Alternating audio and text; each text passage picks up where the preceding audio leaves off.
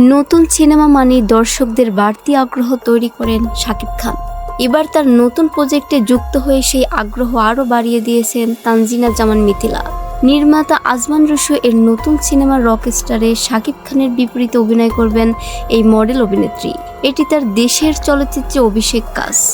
রাজধানীর এক অনুষ্ঠানে গণমাধ্যমের সঙ্গে কথা বলতে গিয়ে মিথিলা জানান, এটি তার জন্য একটি গুরুত্বপূর্ণ সুযোগ। তিনি বলেন, দেশের জনপ্রিয় তারকার সঙ্গে কাজ করতে পারা তার ক্যারিয়ারের জন্য বড় অর্জন হিসেবে দেখছেন। আগামী 18 এপ্রিল থেকে তার অংশের শুটিং শুরু হওয়ার কথা রয়েছে।